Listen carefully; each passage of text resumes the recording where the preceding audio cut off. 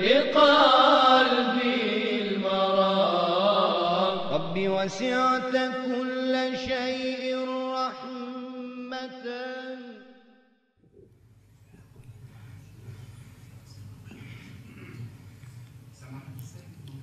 بالنسبة لمسألة الباطنة أن الضياء لا يبطل العمل وإنما هو محافظ فقط، بينما هذه الآية الكريمة يا أيها الذين آمنوا لا تبطلوا صدقاتكم بالمن والأذى كالذي ينفق ماله رئاء الناس، ورد تعبير البطلان. وفي آية أخرى في سورة النساء والذين ينفقون أموالهم رئاء الناس، الذي يشعر بالبطلان حسب العطف على السابق. أعوذ بالله من الشيطان الرجيم. بسم الله الرحمن الرحيم. ينفقون اموالهم رعاء الناس، اگر مال سے مراد زکوٰۃ ہے یا صدقہ مستحب،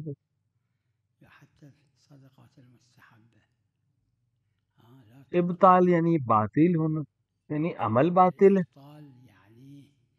لیکن یا نہیں صرف ثواب اس کے لیے نہیں ہے،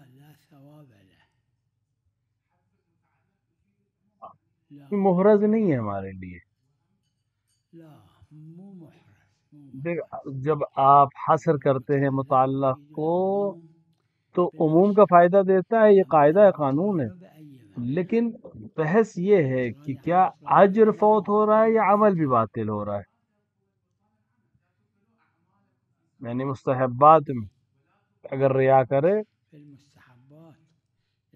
یعنی اس میں ثواب نہیں، مقرر فقہا جنہوں نے اس چیز کے اوپر بات کی ہوئی، اس میں کسی کو ہدیہ دیتا ہے تو خداوند عالم اس کو ثواب نہیں دے گا، مستحق نہیں ثواب کا، کیونکہ پبلک لوگوں کو دکھانے کے لیے اس عمل کو انجام دے رہے ہیں۔ دیکھیں بطلان دو معنی میں، ایک دفعہ ہے یعنی عمل باطل ہے، مثلا کوئی انسان نماز پڑھے اور اپنی نماز میں مختلف فکریں کرتا ہوں تو اسی مقدار نماز باطل ہے، یعنی کہ پھر سے پڑھے نہیں، اس معنی میں نہیں ہے، یعنی شک کرتے ہیں ہم حد تو محرز نہیں ہے کہ یہاں پہ یہ عمل جو ہے بطلان ہے وہ عمل کا سبب بنے گا، اور اس طرح سے عمل کیا ہے جیسے نماز میں، صوم میں، اعتکاف میں، حج میں، اس پہ مسلم اجماع ہے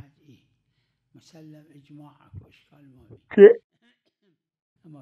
اگر ریا کرے تو عمل باطل ہے، لیکن مالی چیزوں میں، زکوٰۃ میں، خمس میں، صدقات میں، اس میں ثواب نہیں ہے لیکن عمل باطل نہیں ہے۔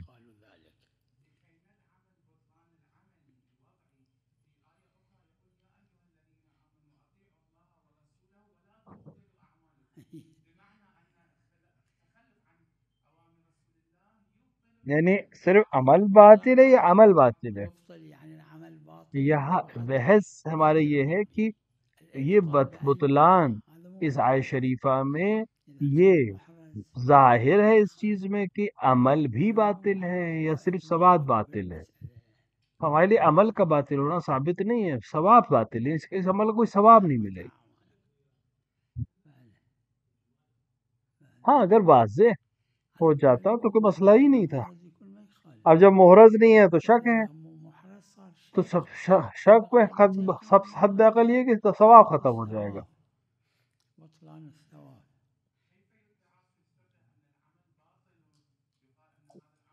ہاں فقہ میں اصطلاح فقہی میں ہاں نہ، لیکن تلازم نہیں ہے۔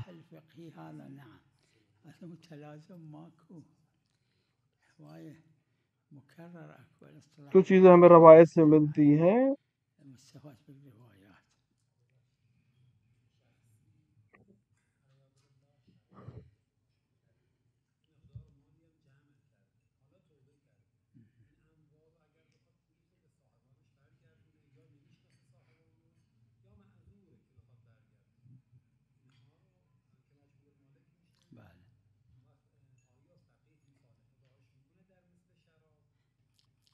اگر فقیہ جامع شرائط صلاح دیکھے اس عمل میں تو کیا حش ہے؟ جیسا کہ انسان جو شراب کی خرید و فروخت کرتا تھا اور اب توبہ کر لی ہے اس نے، اب جو پیسے اس کے ہاتھ میں، ظاہر ہے اس کا مالک نہیں، کیونکہ حق اس پہ حرام ہے، اب وہ کیا کرے؟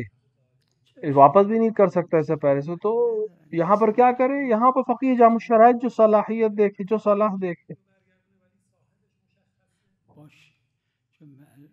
حکم مجہول المالک، جب لا حرج لا ضرر آ کے اس کو رفع کر دے گا تو حکم مجہول المالک ہے.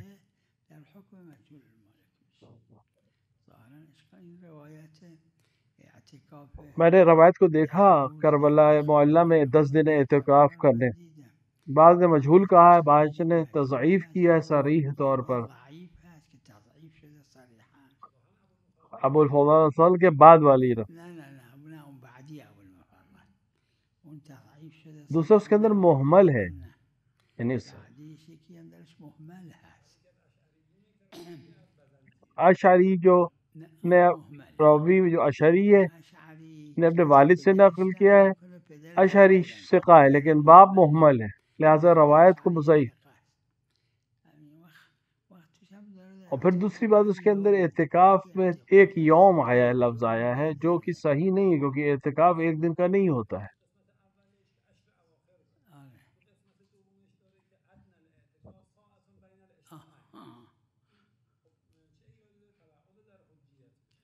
ہاں قاعدے تسامح کے تحت اسے قبول کر لیں گے، لیکن اعتکاف اصطلاحی ہو اور اس میں روزہ شرط ہے، مسجد میں ہو، باہر جانے کا اجازت نہیں، مگر ضرورت تو معلوم نہیں ہے.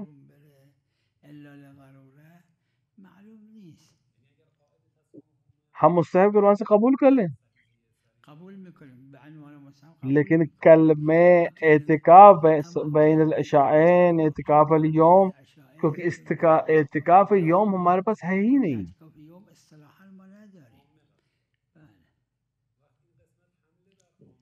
اعتکاف لغوی ہو جائے گا لیکن اعتکاف شرعی و فقہی نہیں ہوگا.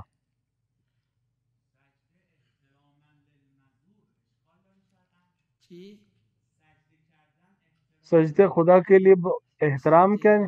دیکھیں شریعت ہمارے پاس ایک سجدہ احترام ہے، ایک سجدہ شکر ہے، کیونکہ سجدہ شکر اشکال نہیں ہے، روایت سجدے میں ہے، نماز زیارت کے بعد جو دعا ہے ہم نے اس میں بھی کئی جگہ پر ہے، ان الصلاۃ والرکوع والسجود اللہ، صرف اللہ کے لیے. ہاں سجدہ شکر کر رہا ہے، ذریعے پہ اللہ کا شکر کر رہا ہے تو اشکال نہیں.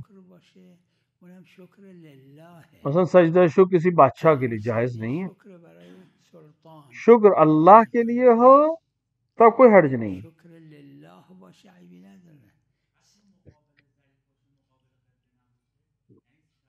کیونکہ سجدہ شکر میں قصد کے اوپر ہے،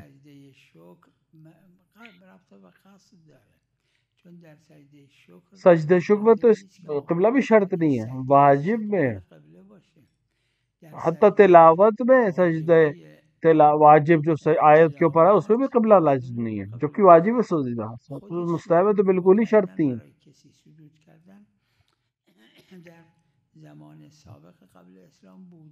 بعض جگہ پہ ابھی بھی ہے کہ رکوع کرتے ہیں یا جھکتے ہیں، اسلام میں اجازت نہیں، سوائے خدا کے لیے کسی کے لیے نہیں. اس طرح کا احترام کہ رکوع میں جائے یا چاہے سجدے میں جائے، یہ صحیح نہیں، غیر خدا کے لیے جائز نہیں ہے. وہ جو وہ سجدہ شکر ہے جو ائمہ علیہ الصلوۃ والسلام کے حرم میں، وہ بھی ائمہ کے لیے نہیں ہے بلکہ خدا کا شکر ہے، سجدہ اللہ کا شکر کی زیارت ہے. روایت متعدد روایات ہیں، یہ اخص مطلق ہے. امام حسین کی زیارت کے بعد یہ دعا ہے، اسی میں ہے یہ جملہ.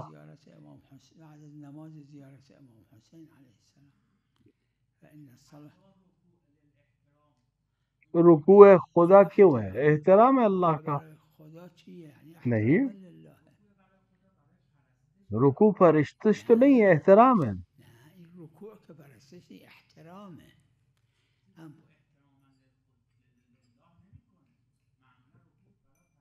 دیکھیں رکوع احترام ہے، جھکنا احترام ہے. اگر حد رکوع تک نہ پہنچے تو اشکال نہیں ہے ظاہر، لیکن حد رکوع تک اگر پہنچ جائے تو پھر اعتراض ہے. غیر خدا کے لیے اس طرح کا احترام جائز نہیں.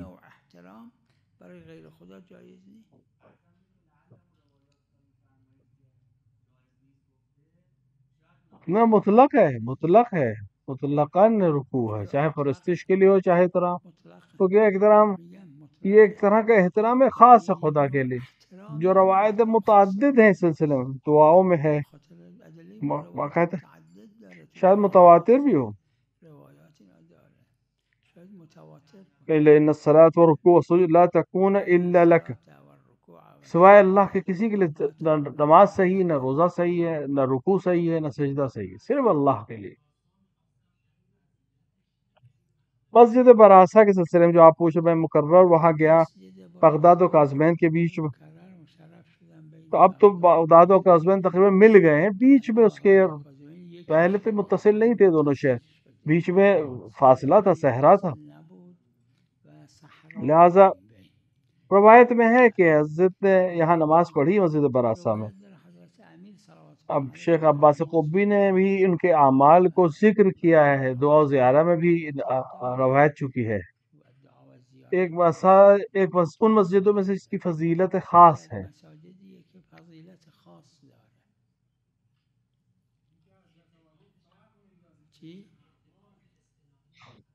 مسجد، ہاں اعتکاف اگر آپ کہیں تو مسجد جامع نہیں ہے. مسجد برا،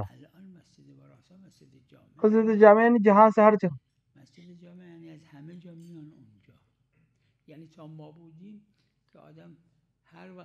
جب ہم وہاں تھے تب بھی بہت کم لوگ وہاں جاتے تھے.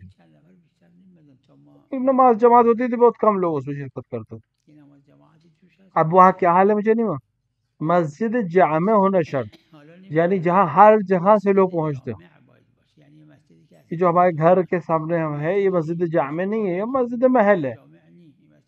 مسجد جو مثلا بازار میں اسے مسجد سوق کہتے ہیں. مسجد معصومہ میں، محرم معصومہ میں جو ایک مسجد ہے، یا امام حسین علیہ السلام کے حرم کے پیچھے ایک مسجد تھی کہ 100 سال پہلے ہمارے والد جب وہاں تھے، یہاں پہ دیوار تھی اس بیچ میں، زینی زری اور اس کے بیچ میں، اس مسجد اس کے بیچ میں دیوار تھی. کربلا کے شیوخ میں سے ایک شخص تھا، اس نے اس دیوار کو ختم کر کے اور اس مسجد جامع ہے کیونکہ پورے شہر کے لوگ وہاں آتے تھے. مسجد جامع اس مسجد کو کہتے ہیں یہاں سب طرف کے لوگ آتے ہوں.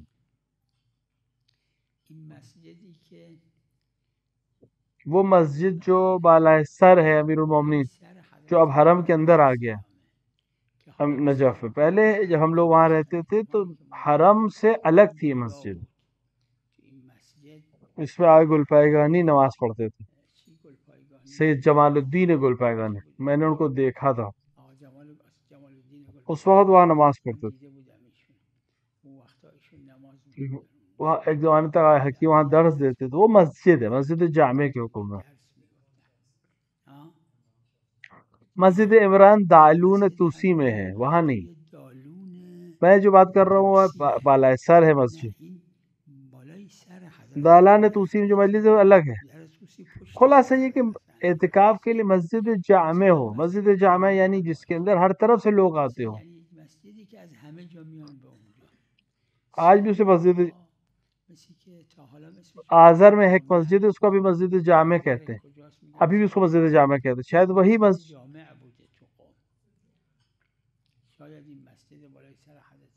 اس مسجد کو مسجد جامع کہتے ہیں. تو اعتکاف کے لیے دل خاص اس کے لیے کہ مسجد ہے ہو جہاں پورے شہر کے لوگ آتے ہوں، یا اگر دیہات سارے دیہات کے لوگ وہاں اکٹھا ہوتے ہوں. مسجد براسا مسجد جامع نہیں ہے. البتہ ایک نادر قول ہے کہ ہر مسجد میں اعتکاف ہو سکتا ہے، لیکن مخالفت ہوئی ہے اس کی.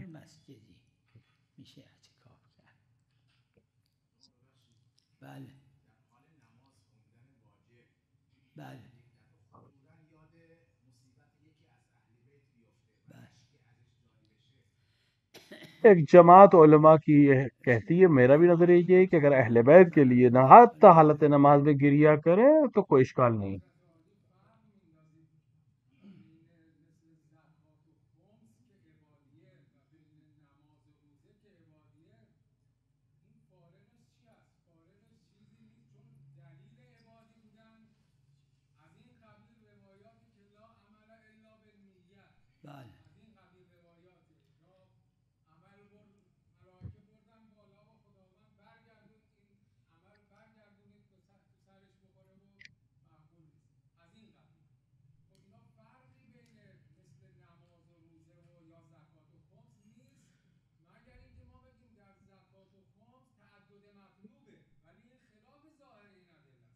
ہمارے پاس ایک دلیل ہے کہ ہر عبادت کہ اس کے کوئی دلیل ہے کہ ہر عبادت جس پر ریا مبطل ہے، باطل کرنے والی.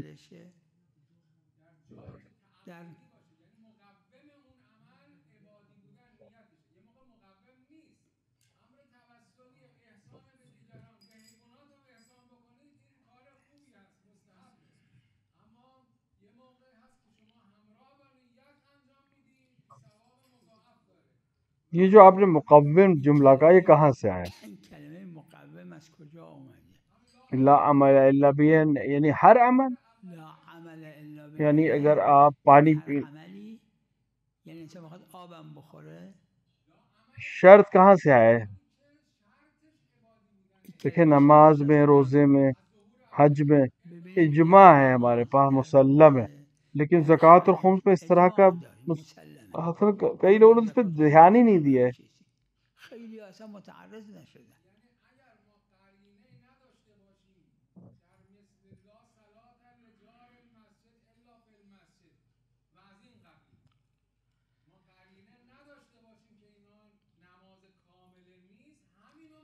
یہ نفی کے لیے دیکھیے فرق ہے،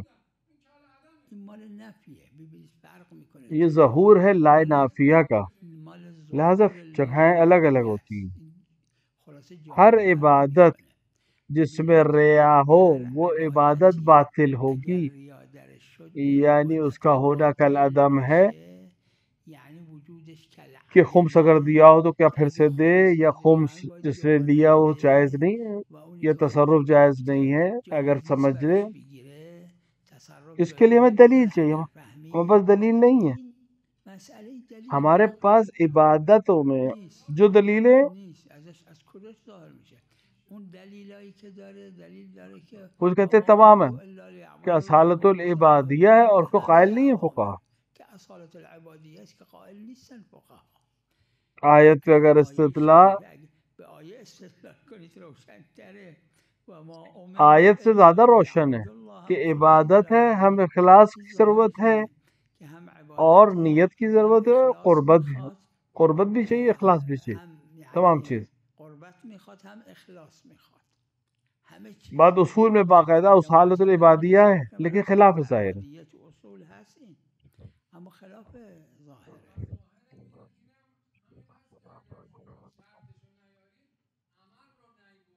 میں عرض کر رہا ہوں نہیں، حرام کیا اس نے، ریا مطلقاً حرام، لیکن ہر عمل کو باطل کر دیتی ہے، اس کی دلیل نہیں ہے. ہاں حج میں، نماز میں، روزے میں اجماع ہے. اگر وہاں اجماع نہ ہوتا تو وہاں بھی نہیں کہتے باطل ہے، لیکن وہاں اجماع ہے باطل ہونے. لیکن مالی عبادات میں ثواب نہیں ملے گا، لیکن عمل صحیح ہے، یعنی باطل نہیں ہوگا.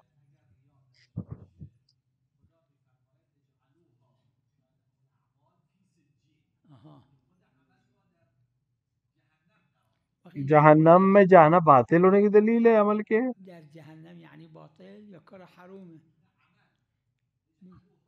کیا یہ بطلان کے اوپر تلازم رکھتا ہے؟ نہیں. کیا مکروہات میں ایسی چیزیں نہیں ہیں؟ مکروہات میں ہے ایسی چیزیں، ایک نہیں کئی ہیں. کیا کیا مولا کو مکروہات ناپسند نہیں ہے؟ نہ مثلا مکرر ہے.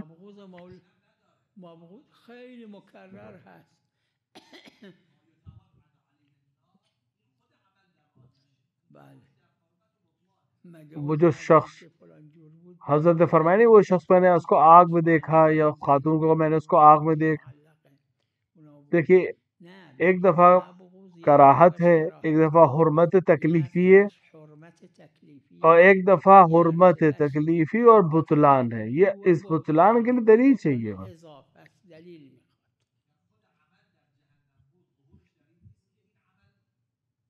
حتیٰ مکروہات میں ہے کہ حرام نہیں ہے، مکرر ہے.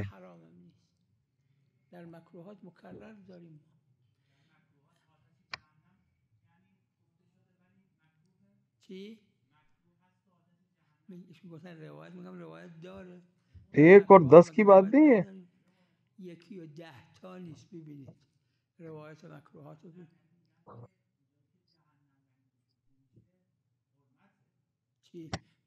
آخر میں ہم کہیں گے حرمت ہے، حرمت.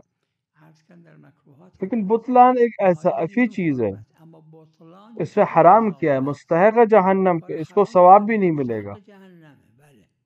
کیا عمل بھی باطل ہے؟ یعنی اگر اس نے خمس دیا تو وہ خمس صحیح نہیں ہے. وہ جس نے لیا اس کے لیے بھی لینا جائز نہیں ہے، جس نے دیا اس کا خمس قبول نہیں ہے. اس کے لیے ہمیں دلیل چاہیے. بعض نے کہا ہے، میں نے دیکھا ہے، اس وقت ذہن میں نہیں کس فقیہ نے یہ بات کہی ہے،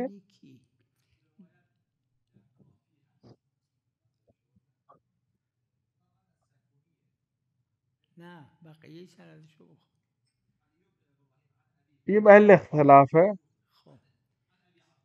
اس میں اشکال نہیں ہے.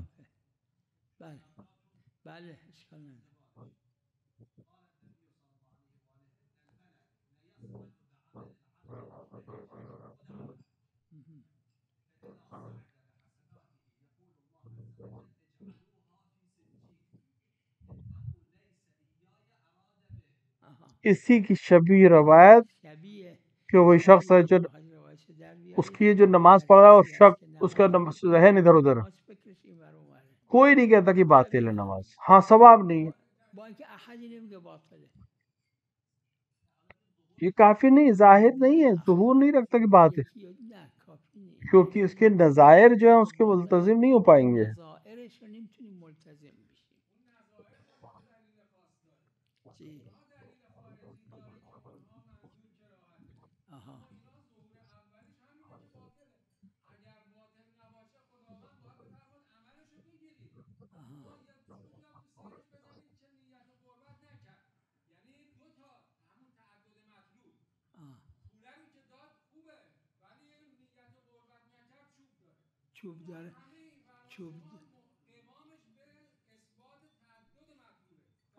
دیکھیں، حرمت الگ ہے، باطل الگ ہے.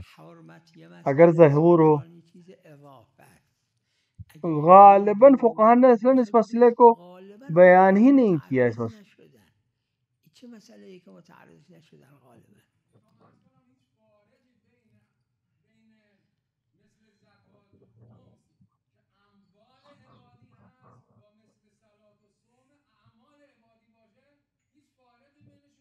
فارغ اس کا اجماع ہے اور عدم اجماع. وہاں بھی اگر وہاں اجماع نہ ہوتا تو وہاں بھی کہتے، یہاں پہ اجماع ہے.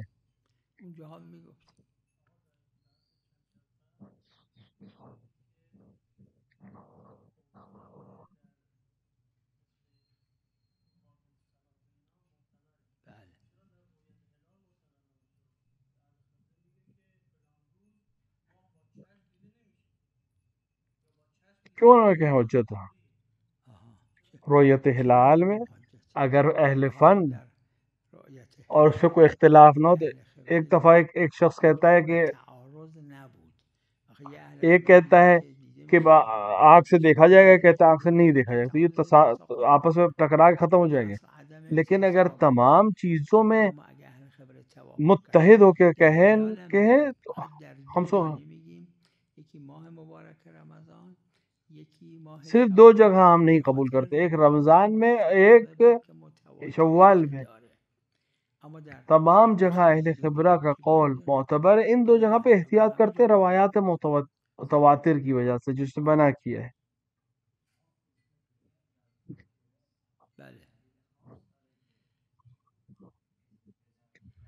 ایک باقرہ لڑکی جو رشیدہ ہو، اپنے سے اچھا برا سمجھ سکتے، اس کے اندر 6 یا 7 قول ہیں، اس میں شدید روایات کا اختلاف ہے. عربے میں اختلاف شدید ہے سلسلے میں باپ کی اذن کی کنواری کی شادی میں. 5-6 قول ہیں اس میں. بعض نے کہا مطلقاً باطل ہے، بعض نے کہا چاہے دائم ہو چاہے غیر دائم باطل ہے. بعض سید عبدالحدی شیرازی کا نظر تھا صحیح ہے چاہے دائم ہے، ایک عظیم فقہا میں سے تھے، وہ کہتے تھے بوتا بھی صحیح ہے اور دائم بھی صحیح اگر رشیدہ ہے، یعنی اچھے برے کو سمجھتی ہے. بعض کہتے ہیں دائم باطل ہے منقطع صحیح ہے، بعض کہتے ہیں منقطع صحیح ہے دائم باطل ہے، بعض برعکس کہتے ہیں. لہذا اس میں کئی قول ہیں کیونکہ روایات میں اختلاف ہے. روایات کے اختلاف کے بحث کی وجہ سے بعض میں سندی بحث ہے، بعض میں کچھ اور مسئلہ ہے. بہرحال اختلاف ہی ہے. لہذا اکثر متاخرین نے فتویٰ نہیں دیا، احتیاط واجب کے قائل ہو.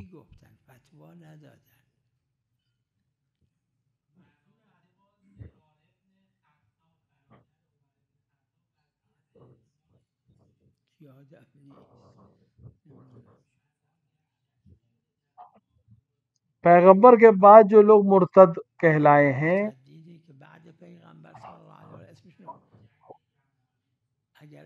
اس میں مالک ابن نویرہ بھی ہیں، جو اچھے لوگوں میں سے شیعہ امیر المومنین میں سے تھے. وہ مرتدین جن کو ثقیفہ کے بعد مرتد کہا گیا ہے اس میں بہت ہاں اگر پیغمبر کے زمانے کے لیے مرتد ہے کوئی شخص تو ہمارے میرے ذہن میں اس وقت نام نہیں ہے.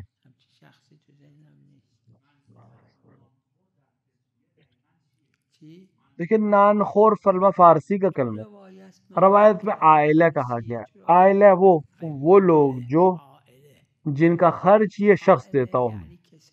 ایک دفعہ عائلے جو ہے وہ واجب النفقہ ہے، جیسے زوجہ، جیسے ماں باپ یا اولاد جس کے پاس پیسے نہ ہو، یہ واجب النفقہ ہے. لیکن مثال کے طور پر باپ ہے اس کا خرچ دیتا ہے، بہن بھائی ہیں یہ واجب النفقہ نہیں ان کا خرچ دیتا ہے، لیکن تو یہ واجب النفقہ ہے. اور جو واجب النفقہ نہیں ہے لیکن اس کا خرچ یہ شخص برداشت کرتا ہے وہ سب عائلہ کہلائیں گے، اور ان کا فطرہ اس شخص کی گردن پہ ہے. حتیٰ فقہا نے یہ بھی بیان کیا اگر کوئی کسی کو قید کر دے تو اور اس کے قید کا خرچ جو ہے وہ دیتا ہے، بالاخره کھانا پینا اس کے زندہ رکھنے کے لیے وہ یہ دیتے، تو فقہا کا نظریہ ہے کہ وہ جو قیدی ہے اس کا فطرہ بھی اس شخص پر جس نے قید کیا.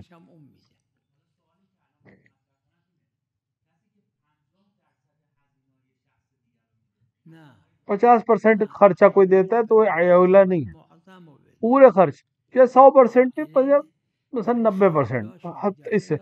لیکن 50-50 والے کو ہم عائلہ نہیں کہتے کیونکہ بالاخره وہ اپنے اس کے اوپر ڈیپینڈنٹ نہیں ہے، یہ عائلہ نہیں ہے. اگر کئی یتیموں کا متکفل ہے یا کہ سارا خرچ ان کا دیتا ہے یا 80-90% خرچہ ان کا دیتا ہے تو ان سب کا زکوٰۃ اس کی گردن پہ ہے. لیکن اگر نہیں اس طرح سے نہیں ہے تو نہیں. میں توسع عرفی قبول کر رہا ہوں.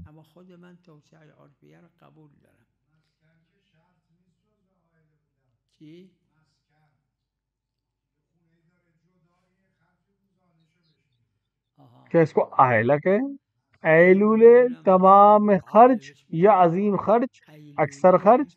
مثلا ایک بھائی ہے جس کو دن کا کھانا دیتے لیکن وہ اس کا خود اپنے گھر میں رہتا ہے بھائی، تو اب شاید آئلہ سے تو نہ کرے، صرف کھانا ہی اس کو کھلاتا ہے.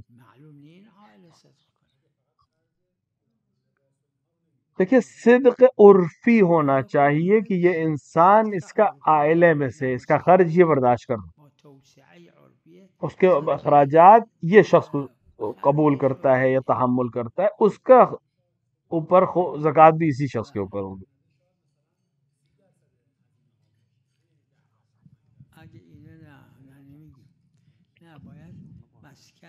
مسکن، لباس، کھانا اور رہنا، یہ تینوں کے اکثر کو جو شخص دیتا ہو وہ، اگر شک ہو جائے تو اصل تو عدم ہے. تمام جگہ جہاں شک ہو اصل عدم ہے.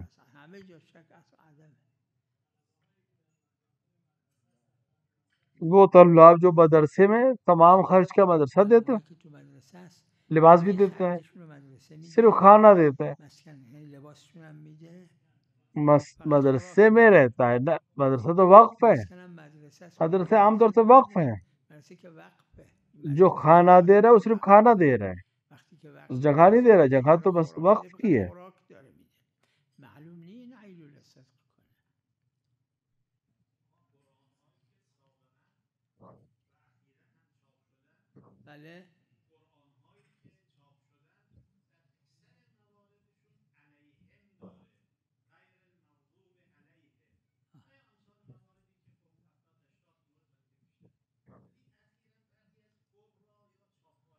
صرف ایک جگہ پہ علیہ اللہ،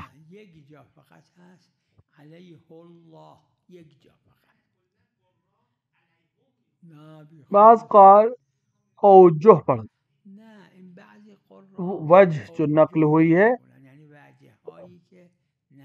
کہ بعض وجوہات کو یہاں پہ جائز بھی نہیں ہے کہ پڑھنا اس طرح سے جس طرح قاری مختلف پڑھتے ہیں. میں نے نہیں دیکھا آپ جس طرح سے قرآن میں کہہ رہے ہیں لکھا ہے، میں نے نہیں دیکھا. قراءت کے باب سے ہے اختلاف لکھنے میں، لیکن جو لکھتے ہو قراءت مختلف. ہاں کوئی اگر نیا چھپا ہے تو میں نہیں معلوم.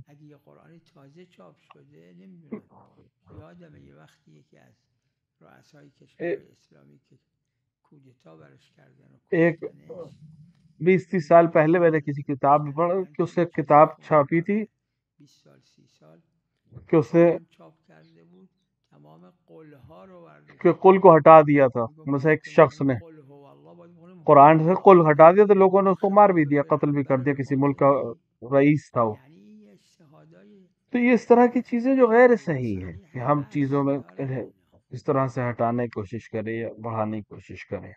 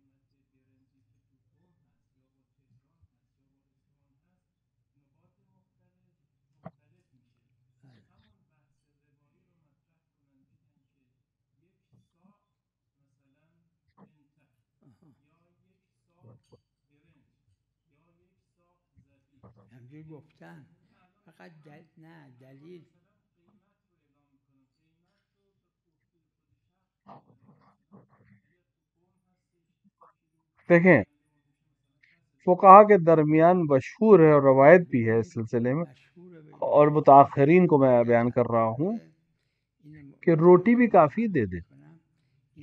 اور روٹی آج سستی ہے جو اور گندم کے مقابلے میں، روٹی چونکہ کافی دے سکتے، اور یہاں فقراء بھی بہت ہیں. اگر فقیر شرعی ہو تو پھر تو اس پر فطرہ واجب ہی نہیں ہے، مستحب ہے البتہ. لہذا لہذا بعض افراد خود اور میرا بھی یہی سفارش کہ روٹی کی قیمت دیں تاکہ سب دے سکیں اور آسان ہو سب کے لیے.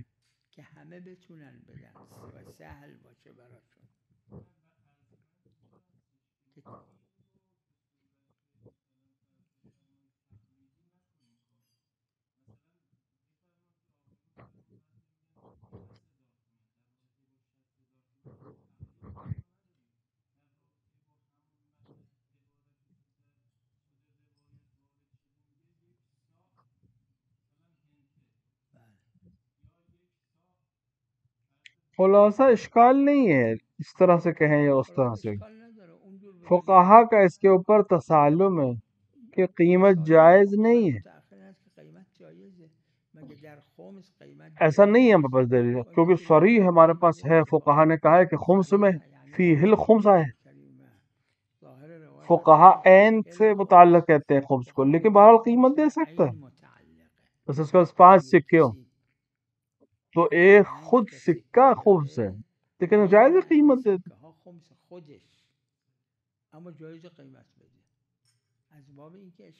کیونکہ اشکال نہیں ہے اور آسان کے لیے، آسانی کے لیے فقہا کہتے ہیں یہ قیمت ہے. مثلا جا کے مثلا گندم خریدے یا گندم دے یا آٹا دے، روٹی دے دے گا، جو پیسے دے دیتا ہے. البتہ روایت میں افضل التمر ہے، یعنی سب سے بہتر کھجور ہے. کہ روایت نہیں ہے لیکن فقہا نے کہ اس سے دے کہ جو فقیر کے لیے زیادہ نفع رکھ. مثلا گوشت کی قیمت دے، اچھے برنج کی، اچھے چاول کی قیمت دے، وہ بھی ہے. مثلا روٹی کی قیمت 20,000 تومان ایرانی کرنسی میں ہو، لیکن اب 3 کلو گوشت کتنے میں مجھے نہیں معلوم، شاید 1 ملین سے زیادہ ہو جائے.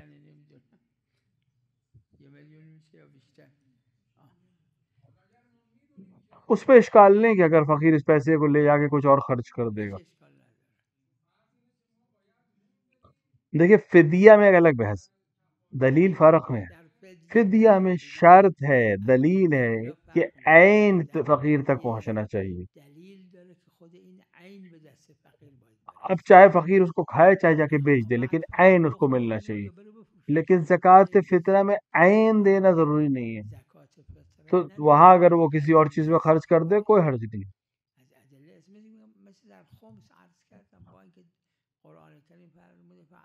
تو قرآن نے بھی کہا خمسہ کہا ہے، یعنی عین پہ خمس ہے، خود اس چیز پہ. لیکن جائز ہے کہ انسان زمین کی جگہ پہ اس کے پیسے دے، یا سونے کی جگہ پہ اس کے پیسے دے، یا کسی اور چیز کی جگہ پہ پیسے دے، جائز ہے.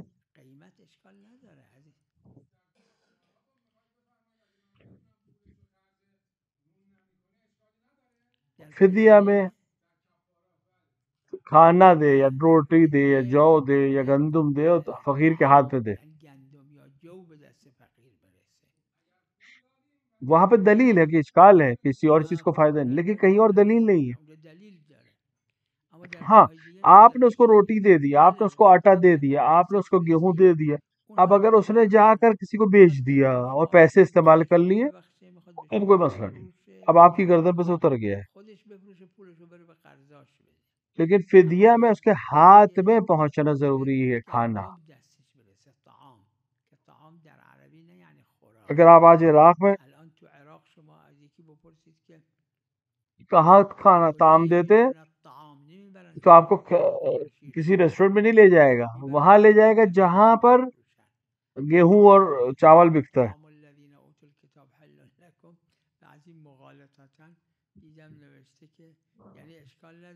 طعام یعنی گندم جو، اصطلاح عربی یہی ہے. فدیہ میں طعام یعنی گندم یا جو فقیر کے ہاتھ میں پہنچنا ضروری ہے، لیکن دوسری جگہوں پہ یہ شرط نہیں ہے. اس پہ اشکال نہیں ہے، اس سے زیادہ ہمارے پاس دلیل نہیں ہے.